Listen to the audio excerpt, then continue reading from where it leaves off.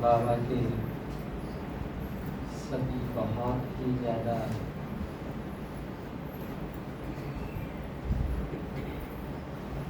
बुरे रत्न, एक बात की लगन में मगन रहने वाली आत्माएं, एक बाप दूसरा में कोई इस वृत्ति की ओर निरंतर बढ़ने वाली आत्माएं, एक बाप ही संसार है, इस दृष्टि से अपनी चेकिंग और व्यर्थ से अपने आप को चेंज करने वाली आत्माएं, संगम युग का बाप दादा के साथ का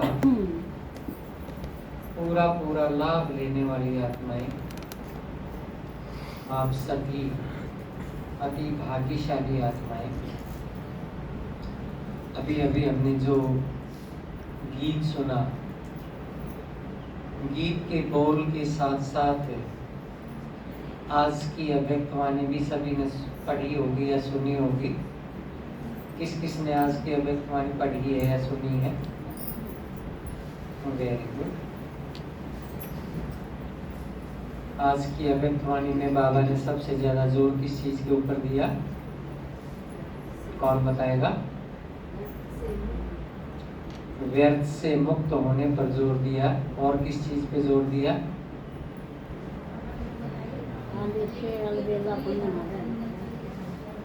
क्या बताएं? Very good. माता जी बता रहे हैं कि आलस्य और अलबेलापन से मुक्त बनना है। अलग अलग प्रकार का आलस्य है और अलबेलापन धीरे धीरे गे करवाने लग जाता है ना। और बाप दादा को कौन सी चीज बिल्कुल पसंद नहीं है? गे करना। गे करना मतलब अपने लक्ष्य की ओर चलने से अपने आप को खुद ही दूर करना। सबसे महत्वपूर्ण बात जो आज बाबा ने बताई वो क्या है? कौन से खजाने बताए?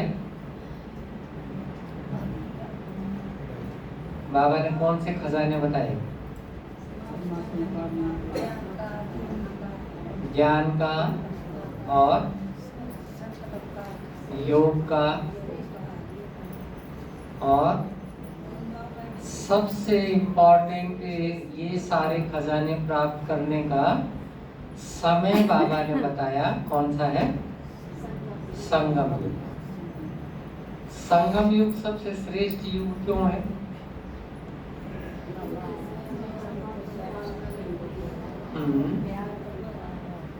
Very good. किस किस को पता है कि इस संगम युग में हमें परमात्मा पालना मिलती है? सबको पता है? बहुत अच्छी बात है। लेकिन क्या परमात्मा पालना मिलने के साथ साथ हम उतनी ही लगन से, उतनी ही निष्ठा से और उतनी ही एकव्रता होकर हम उसकी तरफ चलते हैं? चेकिंग करेंगे अपनी अपनी सब। इसके साथ साथ समय का महत्व देखो। भक्ति मार्ग में, बच्चे की स्टूडेंट लाइफ में, और वैसे भी आप सिंपल एक साधारण लाइफ में भी आप देखेंगे तो हर एक किस चीज के ऊपर जोर देता है? समय की कदर करनी चाहिए, कहता है ना। दूसरा क्या कहते हैं? समय जो एक बार चला जाता है वो वापस नहीं आता है।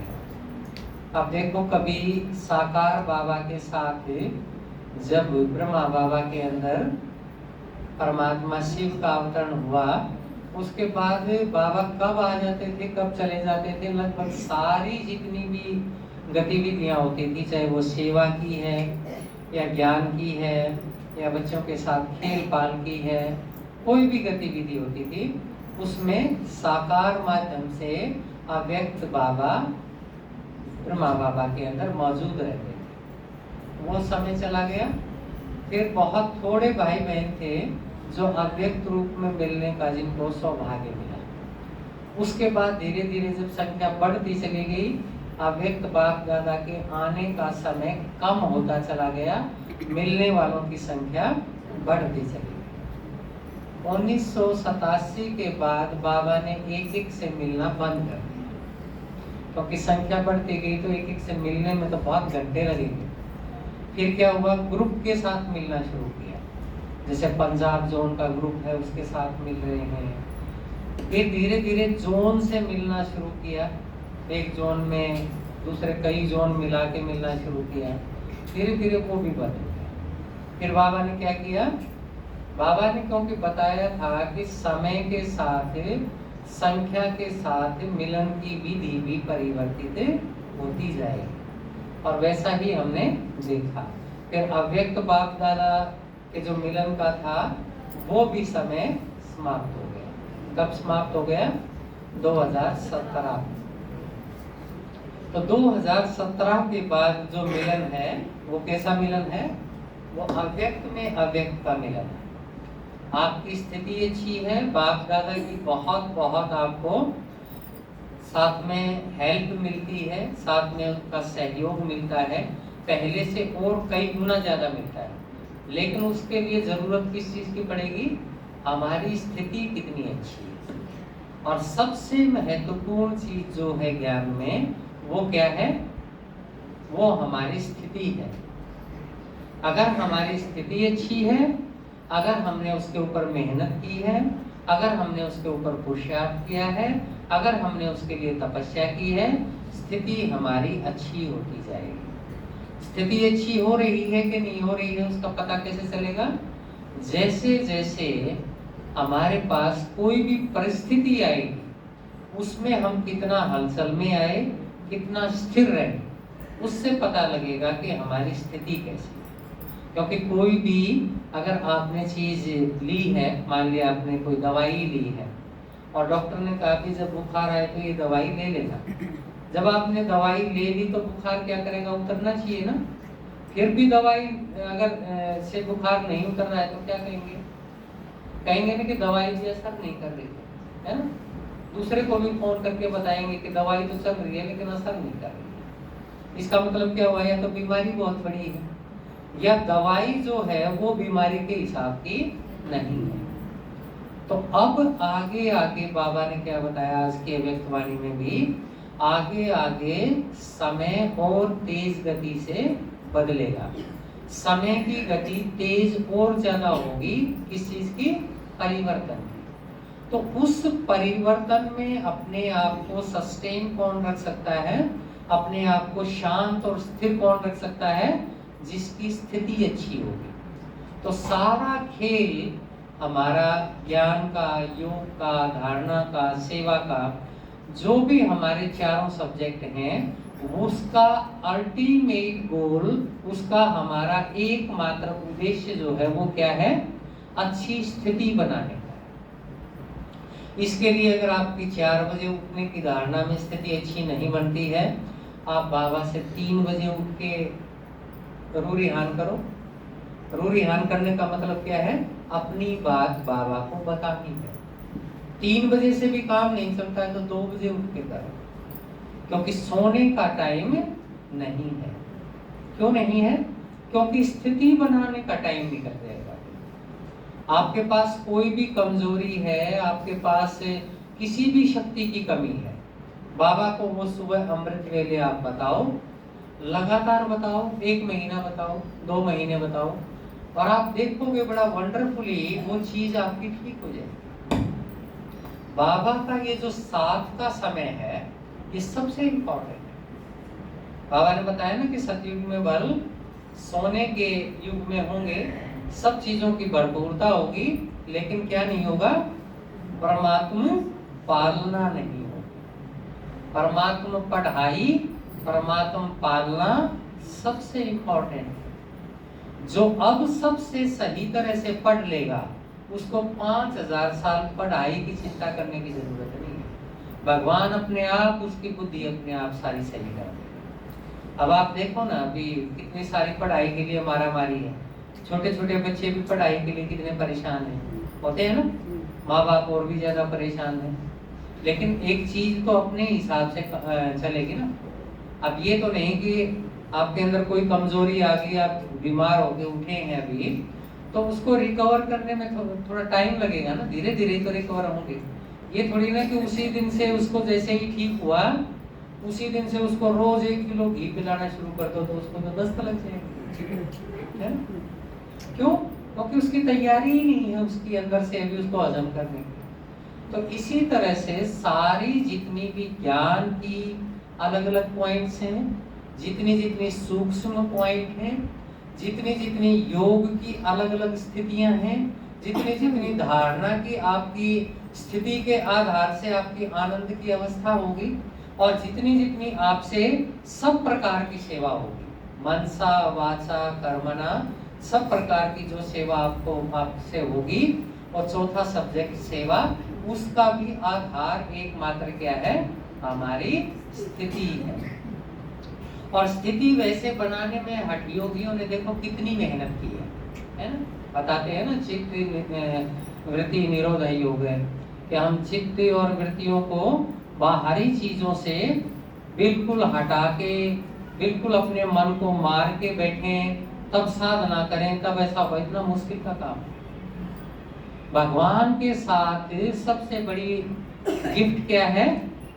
उसके साथ की गिफ्ट है सबसे बड़ी। उसका साथ होने से ही ये चित्त और वृत्तियां अपने आप निरोध हो जाता है उनका, मेहनत करने की जरूरत ही नहीं है। क्यों? किसी भी चीज को छुड़ाने का, किसी भी चीज को अपनी तरफ ले जाने का सहज साधन क्या है? सबसे सहज साधन क्या है किसी भी चीज को मोल्ड करने का? वो है बहुत ज्यादा प्यार, है ना? बहुत ज्यादा प्यार आप किसी को देंगे तो क्या होगा? उसको आपकी तरफ सोचना ही पड़ेगा, उसको आपकी तरफ आना ही पड़ेगा। इसलिए भगवान ये सारी चीजें जो हमारे अंदर परिवर्तन लेके आता है, वो किसके आधार से लेके आता है? प्यार के आधार से। कभी भगवान को आपने देखा कि यही उसने धर्मराजपुरी शुरू कर रखी है और खूब पिटाई होती है साइड में ले जाके? देखा कभी ऐसा? भाई डायमंड हॉल में तो ज्ञान सुना रहे हैं, जो नहीं सुन रहे उनको साइड वाले हॉल में ज्ञान मोती में ले जाकर उनकी अच्छी तरह से संभाल की जा रही है। ऐसा देखा कभी? क्यों नहीं करता बाबा ये सब चीजें? ये सब चीजें तो दुनिया में सब करते ही है। फिर वो भगवान है और आके किस नए तरीके से हमारे अंदर परिवर्तन करके हमें ही कितना अच्छा बना देता है। आप देखो, जिनको रोज जो मुरली सुनते हैं, अमृत वेला करते हैं, सारी धारणाओं के ऊपर जिनका बहुत अटेंशन है, वो सारी किस लिए की आपने? भगवान के प्यार के कारण, है ना? तो सारे ज्ञान का परिवर्तन का आधार भगवान का क्या है? ईश्वरीय प्यार है, अलौकिक प्यार है। और वो सर्वोत्तम प्यार जो है उसका, वो सहज ही हमें आनंद की स्थिति में ले जाता है, जिसके लिए सारे जितने भी योग की आखिरी स्थिति जो है, समाधि की जो स्थिति कही जाती है, वो आखिरी स्थिति है। वो किसी किसी की होती है, भगवान सबकी कर देता है। तो आपको करना क्या है? सिर्फ व्यर्थ से अपने आप को मुक्त कर देना। जितना जितना आप व्यर्थ से अपने आप को मुक्त करेंगे, जितना अपने ऊपर काम करेंगे, अपने ऊपर काम करेंगे मीन्स अपने ऊपर अटेंशन देंगे। मेरे अंदर एक विशेषता है, ठीक है? मेरे अंदर क्या है? सिर्फ एक विशेषता है कि मुझे भगवान की बात के ऊपर निश्चय है, बस। मेरे अंदर और कोई विशेषता नहीं, ठीक है? मान लिया बाबा कहता है, क्योंकि बाबा का जो बच्चा बनता है वो पूरी 800 करोड़ आत्माओं में सबसे श्रेष्ठ आत्माओं में से 9 लाखवां आखिरी जो दाना है, यानी कि 9 लाखवीं जो आत्मा है, वो भी बाकी सब आत्माओं से बहुत पद्मा पदम भाग्यशाली है, पद्मा पदम रूप से श्रेष्ठ है। लेकिन क्यों श्रेष्ठ है? क्योंकि उसको भगवान के आने का, उसको पहचानने का बहुत बड़ा सौभाग्य मिला।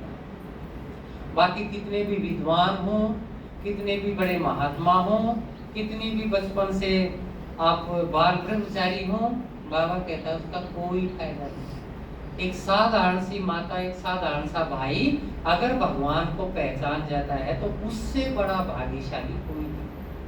फिर आपके ऊपर है कि आपने पहचान तो लिया, आपने स्कूल का मुंह तो देख लिया, स्कूल में आपने लगन से दाखिला भी ले लिया, लेकिन वहां आप पढ़ते कैसे हैं, आपके समझ में कितना आता है, और उसमें अगर कम समझ में आता है या आपको ज्यादा अच्छा करना है तो फिर आप कितना ज्यादा अपने आप के ऊपर मेहनत करते हैं, समय निकाल कर कितना आप अलग से प्रैक्टिस करते हैं। देखा ना, महाभारत में एक बहुत अच्छी कहानी आती है, जब भीम जो है रात को उठ के खाना खा रहा है ना, ज्यादा खाता था ऐसा दिखाया है। तो वो रात को खाना खा रहा था तो अर्जुन को बड़ा आश्चर्य हुआ कि आप अंधेरे में कैसे खा सकते हैं। तो भीम ने क्या बताया, आपको पता है कि मुंह कहाँ है, वो कान में या नाक में या सिर में थोड़ी ना डालेगा, आपको पता है कि कहाँ जाना है, कहाँ खाना है। इससे अर्जुन ने क्या किया, अर्जुन ने भी रात को खाना नहीं शुरू किया। भाई भीम जो है ना रात को उठ के खा रहा है और हाथ को पता है कि उसको पेट में खाना ले जाने के लिए मुंह के पास ही जाना है, मुंह के अंदर ही लेके जाना है खाना। तो उससे अर्जुन ने क्या सीखा, ये सीखा कि जब भाई भीम की लगन खाने में है और वो अंधेरे में भी अपने हाथ से सीधा मुंह में ही ले जाके खाना खा सकता है, तो मैं अंधेरे में तीर की प्रैक्टिस क्यों नहीं कर सकता। इसी तरह से बाबा ने बताया स्थिति अच्छी बनानी है, समय सबके लिए यही बराबर है। जो बना लेंगे, कर लेंगे, चल पड़ेंगे, अभी तो दूसरे भी ऐसे ही चल रहे हैं, जो गेंगे करेंगे वो क्या करेंगे, आलस और अलबेलेपन के चक्कर में फंस के अपना ही नुकसान करेंगे। अब टीचर इतने सारे बच्चों को पढ़ाता है, कोई कुछ बनता है, कोई कुछ नहीं बनता है, लेकिन टीचर का तो कोई नुकसान नहीं है। इसी तरह से बाबा तो अपना काम करके चला जाएगा, उसका तो टाइम हो गया, चला जा चुका है, वो फिजिकली तो आता नहीं है ना, शरीर में तो आता नहीं है, साकार में कोई बात जब नहीं लेता है बाबा, लेकिन अव्यक्त रूप में भी जो है बाबा का समय वो निश्चित है। और वो समय निश्चित हो के नहीं हो, हमारा तो निश्चित ही है ना। एक अव्यक्त वाणी में बाबा ने बताया था कि चलो विनाश का 2000 के आसपास की अव्यक्त वाणी थी कि चलो विनाश में आप मान लो कि 20-25 साल बचे, ओके, लेकिन वो 20-25 साल आपके पास भी बचे हुए हैं, ये किसने कहा, भरोसा है हमारा। और एक बार अगर अभी हमने शरीर छोड़ा तो अगली बार मान लिया हमें अच्छे घर में शरीर मिल भी जाएगा, जन्म मिल जाएगा। बाबा ने कल परसों की मुरली में बताया था ना, नंबरवार पुरुषार्थ अनुसार अभी भी शरीर छोड़ते हैं तो क्या करते हैं, अच्छे घर में जन्म लेते हैं। अच्छे घर में कौन लेगा, जो अभी अच्छा पुरुषार्थ करते हुए शरीर छोड़ेगा। ये नहीं कि जो साधारण पुरुषार्थी है वो सोचे कि मैं भी किसी अरबपति के घर में जन्म ले लूंगा, ऐसा नहीं है। तो असली फोकस जो हमें करना है, असली जिस बात को अंडरलाइन करना है, कहाँ अंडरलाइन करना है, अपनी बुद्धि के अंदर अंडरलाइन करना है, अपने मन के अंदर अंडरलाइन करना है। अब एक छोटा सा उदाहरण जो है वो एक बार दादी बता रही थी मधुबन में कि एक बहन थी, जब वो 350 भाई बहन ब्रह्मा बाबा के पास थे, उस टाइम पर एक बहन थी, कोई सेवा नहीं करती थी, सारा दिन खाने के लिए हुई, उसको सबसे अच्छा चाहिए, आराम से खाती, पहनने के लिए भी अच्छे कपड़े चाहिए, पहनती, नहाती धोती, खा पी के सो जाती, कुछ नहीं करती। दादी ने एक बार, जो भोली दादी थी, उन्होंने बाबा को बताया कि बाबा ये जो बहन है ये कोई सेवा नहीं करती और ऐसे ही अपने ऊपर बोझ इसके ऊपर चढ़ता जा रहा है, क्योंकि जो सारी चीजें लेगा, सेवा भी लेगा, खाएगा पिएगा यज्ञ में, तो बाबा कई बार मुरली कहता है ना, मुरली में कहता है कि वो बोझ चढ़ाता है अपने ऊपर। तो इसको आप थोड़ा सा इशारा दो, क्या पता ये अपना कुछ भाग्य बना ले। ब्रह्मा बाबा ने क्या कहा संदेशी को बोलो बड़े बाबा से पूछ के इसका क्या पार्ट है। संदेशी ने भोग लगाया और एक जो बात थी वो बताई बाबा को। उसके बाद पूछा कि बाबा ऐसे ऐसे ये बहन है और ये कोई सेवा नहीं करती है, सिर्फ सेवाएं लेती है, खाती पीती है, सोती है, कुछ नहीं करती। बाबा ने कहा ठीक है, इसको बच्ची को बाबा को जाके बता दो नीचे ब्रह्मा बाबा को, इसके 10 दिन बचे हुए। किसने सुना है किसी ने? ओके। तो 10 दिन बचे हुए हैं। तो ब्रह्मा बाबा ने मम्मा को बुलाया कि मम्मा को बुलाओ और मम्मा बताएगी कि इस बहन के 10 दिन बचे हुए हैं। मम्मा ने कहा नहीं मैं तो ये बात नहीं बताऊंगी, है ना। फिर बाबा ने कहा नहीं ये ऑलमाइटी बाबा ने कहा। तो मम्मा ने कहा ठीक है फिर तो बताना ही पड़ेगा, है ना। तो बताया, बताते ही उसके अंदर तुरंत पूरा परिवर्तन आ गया। उसने मम्मा से रोते हुए कहा कि मम्मा मुझे कोई भी सेवा दे दो आप, मेरे 10 के 10 दिन में पूरी सेवा करते हुए कुछ तो जमा करके लेके जाओ। तो उसने जो भी सेवा दी उसने खूब सेवा की, मन लगा के 8 घंटे में लगातार करती रही। 10वां दिन आ गया तो बीमार पड़ गई। तो सबको पता ही था कि 10 दिन बताए थे बाबा ने इसको कि जाना है, शरीर छोड़ना है। तो वो जब शरीर छोड़ने का टाइम आया तो शरीर ही ना छूटे। क्यों? क्योंकि आत्मा के ऊपर यज्ञ का बोझ बहुत था। वो भूल गई, बहन मोटी हो गई बीमारी में। फिर बाबा ने बताया कि सब इसके लिए जो मुख्य हैं सब इसके लिए योग लगाओ। फिर सब ने, ब्रह्मा बाबा ने, मम्मा ने, सब ने बैठ के उसके लिए योग किया कि इसका शरीर छूटे, तब उसका शरीर जाके छूटे। जब जिसका शरीर ही इतनी मुश्किल से छूटा है तो वो कमाई क्या जमा करके लेके गया? कुछ नहीं। तो वापस अगर हमारा जन्म भी होता है तो उस जन्म के बाद हमारे पास कमाई करने का कोई साधन नहीं है। क्यों नहीं है?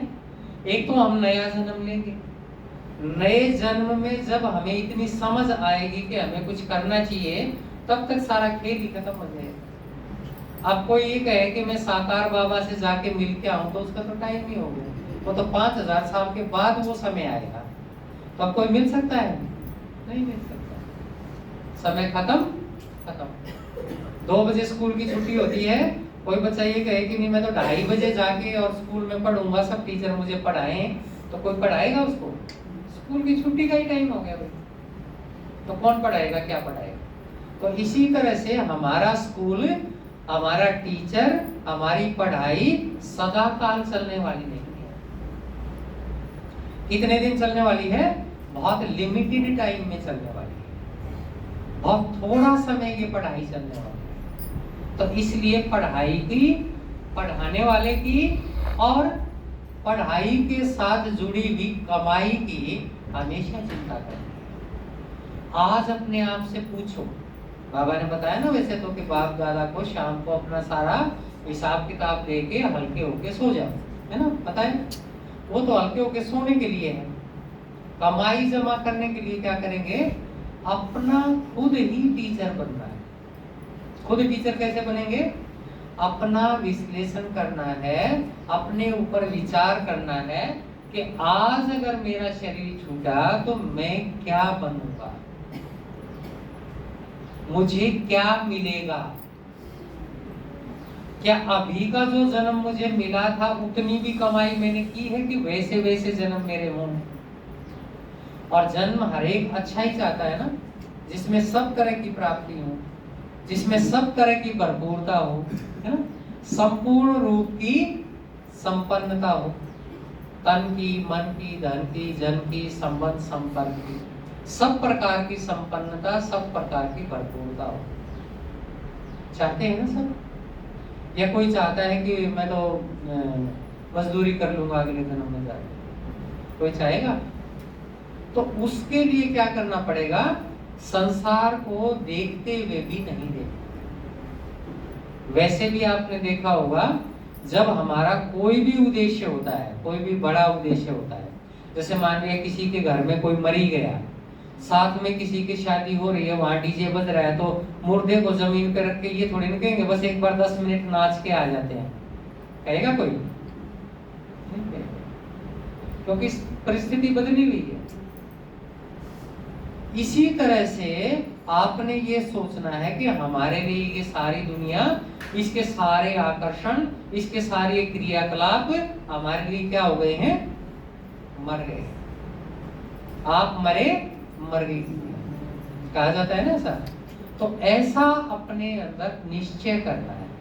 अगर हमारी चाल ढाल, हमारा बोल, हमारे कर्म अगर परिवर्तित नहीं होते हैं ज्ञान में आने के बाद भी, तो इसका अर्थ है कि हमारा बाप के ऊपर, पढ़ाई के ऊपर, समय के ऊपर कोई भी निश्चय नहीं है। हम ऐसे ही एक दूसरे के देखा देखी में चल रहे हैं, हम ऐसे ही एक दूसरे को देख के आ जा रहे हैं। हमारी अपनी लगन, हमारा अपना पुरुषार्थ, हमारी अपनी सोच ज्ञान के बारे में नहीं शुरू हुई, और ना ज्ञान के बारे में शुरू हुई, तो इसी तरह से ज्ञान के साथ साथ हमारे अंदर भी ज्ञान चलना शुरू हुआ। तो ये हरेक की अपनी कमाई है। अब मैं करूंगा तो सुनीता बहन जी को कुछ मिलेगा, ऐसा कुछ नहीं। वो करेंगी तो मुझे मिलेगा, ऐसा भी कुछ नहीं। हरेक को अपना करना। अच्छा,